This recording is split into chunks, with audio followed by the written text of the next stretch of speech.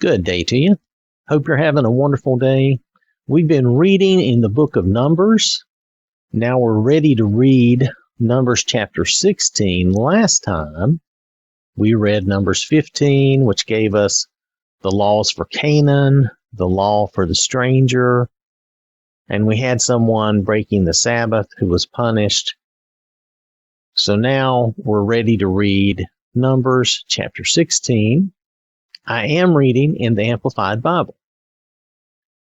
Now Korah, the son of Ishar, the son of Kohath, the son of Levi, with Dathan and Abiram, the sons of Eliab, and On, the son of Peleth, descendants of Reuben, took action, and they rose up in rebellion before Moses, together with some of the Israelites, 250 leaders of the congregation, chosen in the assembly, men of distinction. They assembled together against Moses and Aaron, and said to them, "You have gone far enough, for all the congregation are holy, every one of them, and the Lord is among them. Why then do you exalt yourselves above the assembly of the Lord?" And when Moses heard this, he fell face downward, and he spoke to Korah and all his company, saying, "In the morning the Lord will show who belongs to him and who is holy, and will bring him near to himself. The one whom he will choose, he will bring near to himself. Do this, take censers for yourselves, Korah and all your company, then put fire in them and place incense on them in the presence of the Lord tomorrow. And the man whom the Lord chooses shall be the one who is holy.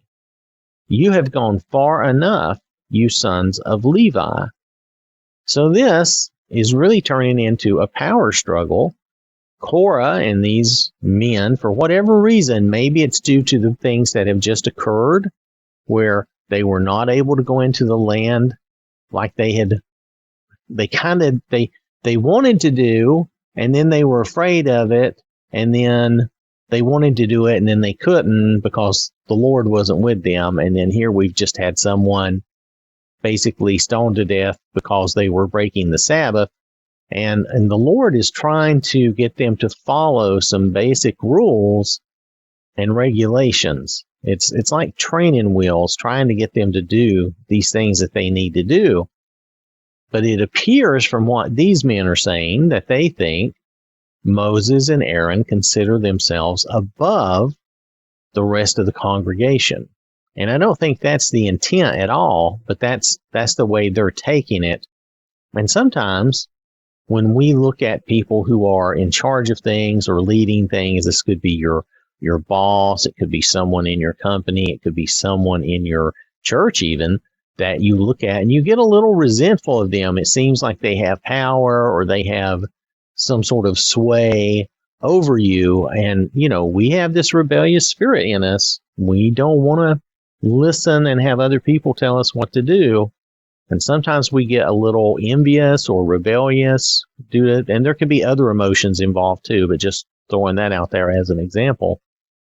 And these guys are basically challenging Moses and Aaron and their right to stand for the congregation in front of God. So these are other sons of Levi, and they're saying they should be the ones taking over. So let's continue on. Then Moses said to Korah, "Hear now, you sons of Levi, does it seem but a small thing to you that the God of Israel has separated you from the congregation of Israel to bring you near to himself, to do the service of the tabernacle of the Lord, and to stand before the congregation to minister to them, and that he has brought you near to him, Korah and all your brothers, sons of Levi, with you? Would you seek the priesthood also? Therefore you and all your company are gathered together against the Lord, but as for Aaron, who is he that you murmur against him?" So perhaps these people are seeking the priesthood, as Moses asked that pointed question, are you after the priesthood. That's what Aaron and his sons have. The rest of the Levites were to serve, but they were not directly to be the priests. Then Moses sent to call Dathan and Abiram, the sons of Eliab, but they said defiantly, "We will not come up.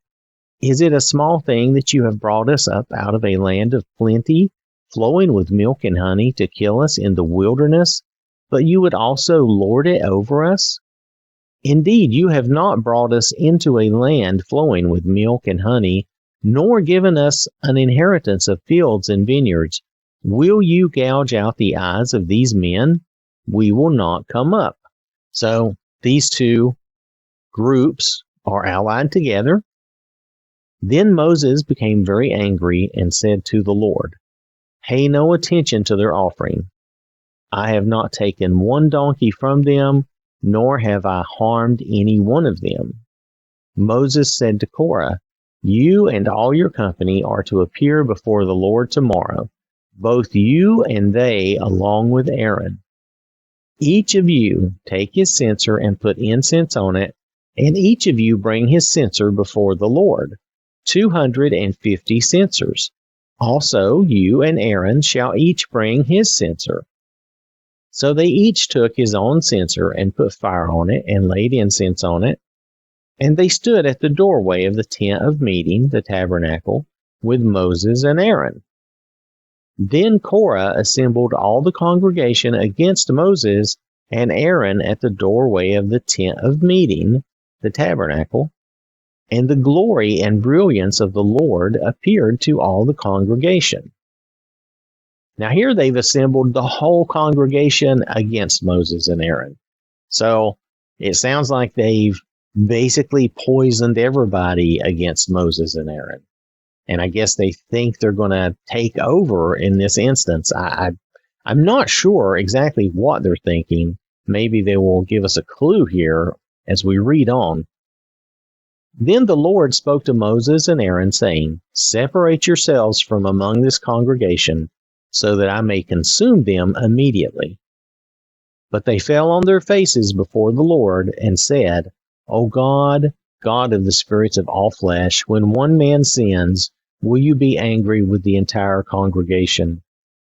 Then the Lord spoke to Moses, saying, "Say to the congregation, get away from around the tents of Korah, Dathan, and Abiram." Then Moses arose and went to Dathan and Abiram, and the elders of Israel followed him. And he said to the congregation, "Get away from the tents of these wicked men, and touch nothing of theirs, or you will be swept away in all their sin." So they got back from around the tents of Korah, Dathan, and Abiram, and Dathan and Abiram came out and stood at the doorway of their tents, with their wives and their sons and their little children. Then Moses said, "By this you shall know that the Lord has sent me to do all these works, for I do not act of my own accord. If these men die the common death of all mankind, or if what happens to everyone happens to them, then you will know for sure that the Lord has not sent me. But if the Lord creates an entirely new thing, and the ground opens its mouth and swallows them up, along with all that belongs to them, and they descend alive into Sheol, the netherworld or the place of the dead, then you will understand that these men have spurned and rejected the Lord." As soon as Moses finished speaking all these words, the ground under them split open, and the earth opened its mouth and swallowed them and their households, all the men who supported Korah with all their possessions. So they and all that belonged to them went down alive to Sheol. And the earth closed over them, and they perished from among the assembly. All Israel who were around them fled at their outcry, for they said, "The earth may swallow us also." Fire also came forth from the Lord and consumed the 250 men who were offering incense. Then the Lord spoke to Moses, saying, "Tell Eleazar the son of Aaron, the priest, that he is to pick up the censers from the midst of the blaze, for they are holy. And you scatter the burning coals abroad. As for the censers of these people who have sinned at the cost of their lives, have the censers made into hammered sheets as a plating for the altar of burnt offering. For they were presented before the Lord, and they are sacred. They shall be a warning sign to the sons of Israel. So Eleazar the priest took the bronze censers which the Levites who were burned had offered, and they were hammered out into broad sheets as plating for the bronze altar of burnt offering, as a reminder to the sons of Israel that no layman, that is, one who is not of the descendants of Aaron, should approach to offer incense before the Lord, so that he will not become like Korah and his company, just as the Lord had said to him through Moses.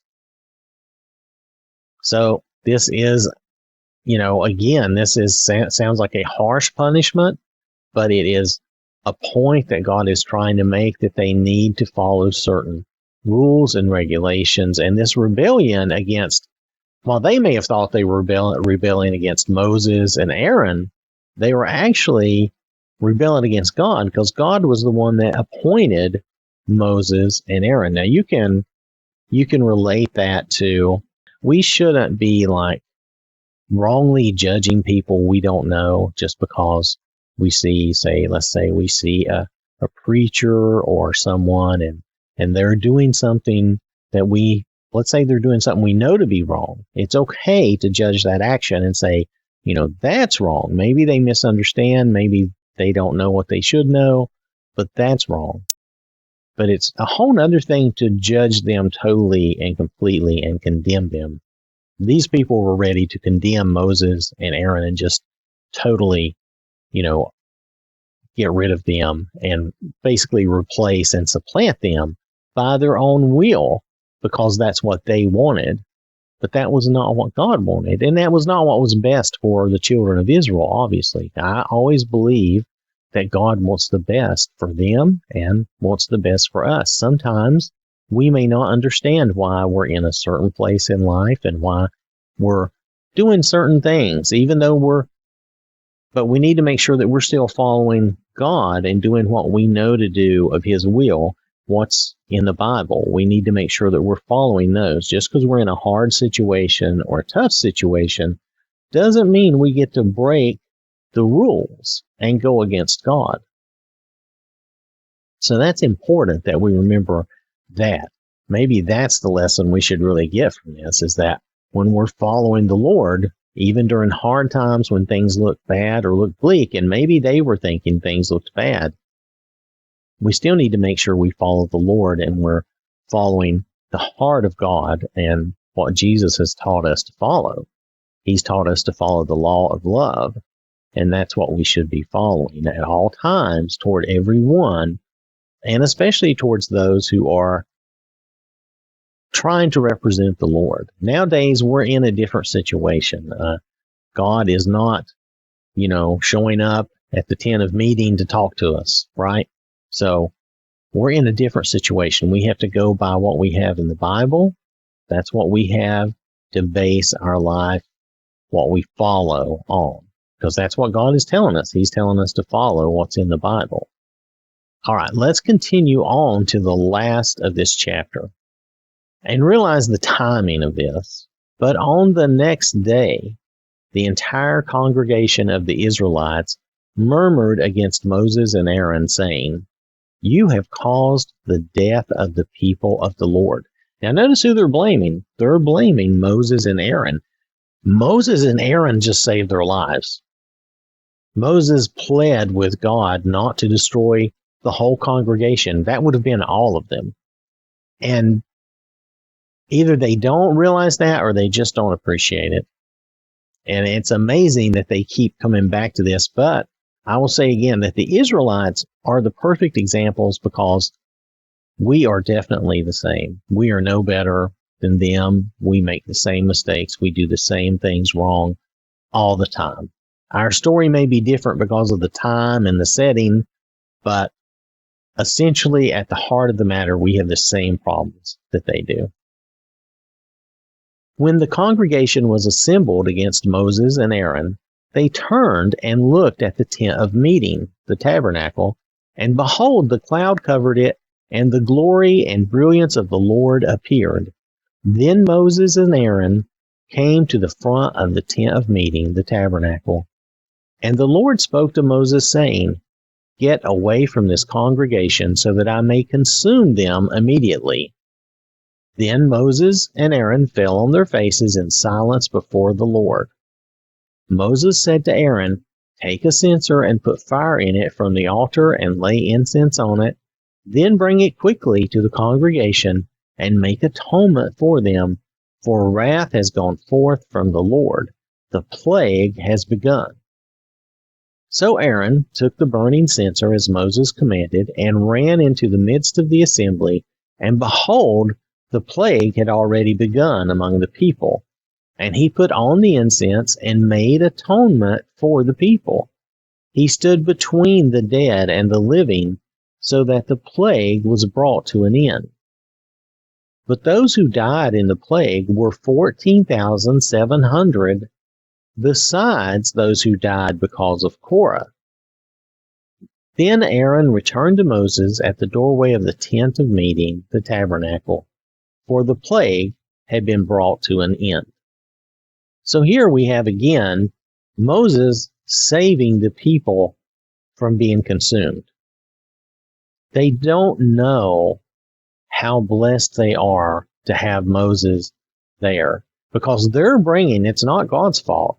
He's really not protecting them from God. If you really want to think about this in the correct, logical manner, Moses is not protecting them from God. He's protecting them from their own actions. He's saving them from themselves. It sounds crazy, but they keep putting themselves in this position, where they are choosing death. They are not, there's that very famous verse, I believe it is in Deuteronomy, where it's choose, blessing or cursing, choose life or death. And they keep choosing the cursing. They keep choosing the death, which is terrible, but they do. Again, a good example for us, because look in society, look at the way even Christians are. A lot of times we make the bad choice. We make the wrong choice. And we need to make sure that we're not making the wrong choices, that we are following God. They're resentful of Moses and Aaron. They're blaming Moses and Aaron, but it's their own actions that is bringing this upon them. It's not Moses, it's not Aaron, and it's not God. For the most part, our lives are the same. Most things we bring on ourselves. Now, yes, we can't control where we're born, what time we're born, who we're born to. Those things, that happens to all of us. We're born in whatever situation we're in. But our choices and how we live our lives and what we do define how the rest of our life goes. We can improve our lives, or we can make them worse in our choices, just like we see here in the Old Testament with the children of Israel. So that has been Numbers chapter 16. I want to thank you for listening. Hope you have a wonderful day. May God bless you and keep you safe. And remember, God loves you.